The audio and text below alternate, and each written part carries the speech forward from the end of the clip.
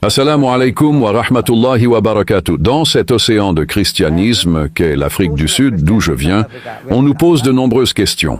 Par exemple, ils veulent savoir quelle est la relation entre l'islam et les autres religions.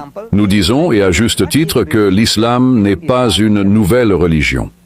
En réalité, c'est une continuité des enseignements de Moïse, Hazrat Moussa alayhi, salatu wa salam, et de Jésus, Hazrat Isa alayhi, salatu wa salam, portés à leur perfection.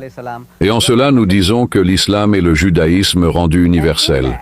Nous revendiquons une relation unique avec les gens du livre, les juifs et les chrétiens. Avec eux, nous affirmons une relation particulière, que l'islam et le judaïsme rendu universel, c'est l'enseignement de Moïse, que la paix soit sur lui, rendu universel. Le juif dit que Dieu Tout-Puissant est absolument unique. Il n'a pas de partenaire, il n'a pas de fils. Dieu ne peut être vu à aucun moment. Aucun homme ne peut voir Dieu et vivre. Et nous tendons la main d'acceptation aux Juifs en disant que nous croyons comme lui. Le Juif dit, pas de consommation de viande de porc. Nous disons que nous n'en mangerons pas. Il dit, pas de consommation de sang. Nous disons que nous n'y toucherons pas. Il dit, pas de circoncision. Nous disons que nous sommes tous circoncis. Que voulez-vous de plus? Nous dirions que l'islam est le judaïsme rendu universel. Et nous revendiquons également une relation unique avec les chrétiens, en cela que l'islam est la seule foi non chrétienne qui fait de la croyance en Jésus un article de foi pour ses adeptes. Aucun musulman n'est musulman s'il ne croit pas en Jésus. Nous disons que nous croyons que Jésus était l'un des plus puissants messagers de Dieu. Nous croyons qu'il était le Messie, traduit par Christ. Nous disons que nous croyons qu'il est né miraculeusement, sans aucune intervention masculine, un miracle de Dieu. Et nous croyons qu'il a redonné vie aux morts par la permission de Dieu, et qu'il a guéri les aveugles de naissance et les lépreux par la permission de Dieu. La seule vraie différence entre nous et le juif, disons-nous, est politique. Avec le juif, c'est politique. Le musulman et le juif se battent pour un morceau de terre. Nous disons, mon frère arabe, que la Palestine lui appartient. Le juif dit que la Palestine lui appartient. Mes frères et mes cousins se battent pour un morceau de terre. Cela a à voir avec la politique, pas avec la race, pas avec la religion. Je m'adresse à mon public sud-africain, c'est ainsi que je présente mon argument.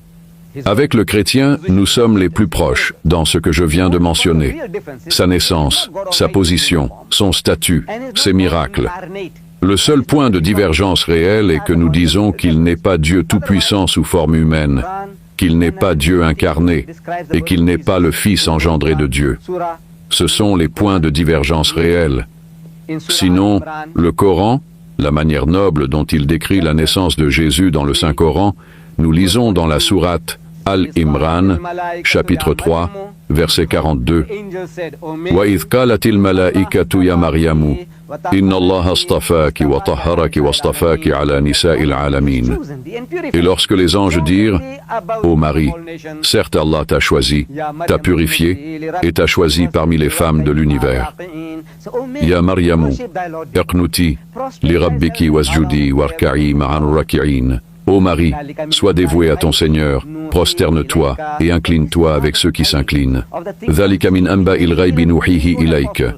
Cela fait partie des récits de l'invisible que nous te révélons, ô messager, par inspiration. Et ainsi de suite.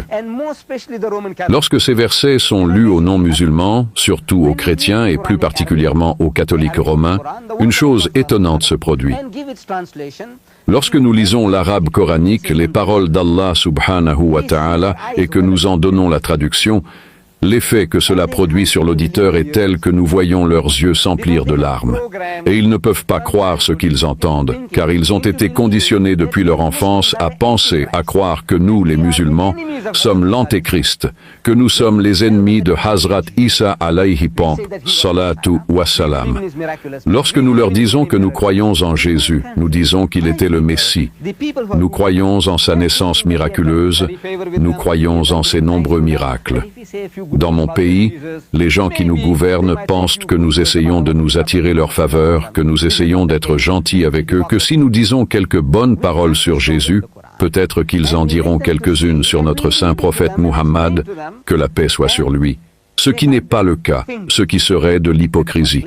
Nous devons leur montrer le Coran, leur faire voir, leur lire et leur expliquer, et ils se mordent les doigts. Métaphoriquement, ils se mordent les doigts. Nous pensions que c'était tout le contraire.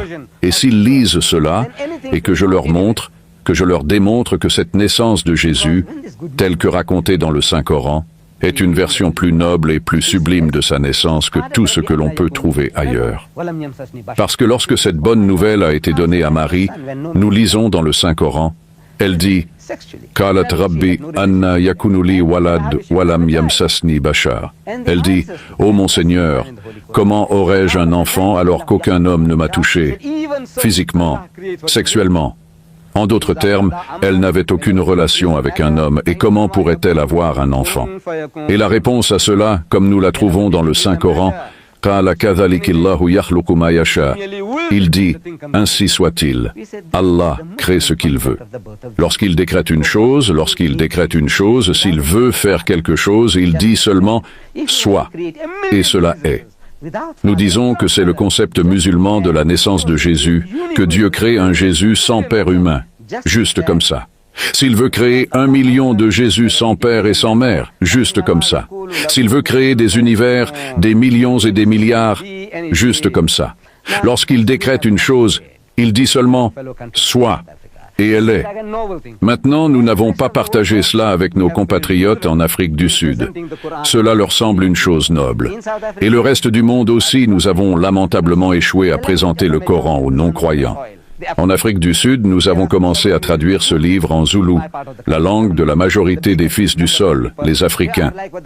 Il y a environ 7 millions de Zoulous dans ma région. 7 millions.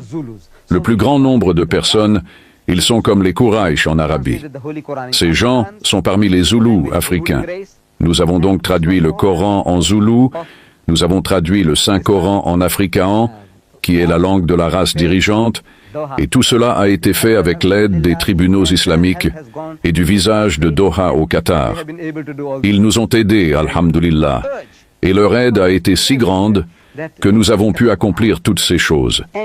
Et j'exhorte les musulmans partout à s'emparer du Coran et vraiment à nos frères, nos compatriotes, nos visiteurs, nos touristes, nos expatriés, vraiment à eux, de le rendre disponible, de leur permettre de voir le Coran par eux-mêmes, parce qu'ils ont des idées mystérieuses, des idées mystiques sur nous. Ils ne savent pas ce qui se passe dans les mosquées. Ils ne savent pas ce que nous représentons vraiment. Ils ne savent pas ce que le Coran dit vraiment. Et ce volume qui a été produit dans votre pays ici a été très utile car c'est une traduction unique que cet homme, Abdullah Yusuf Ali, a faite il y a environ 50 ans. Et il a pu nous offrir un système fantastique où vous lisez le verset du Coran et vous avez la traduction côte à côte de sorte que l'arabe peut également améliorer son anglais et un index très complet.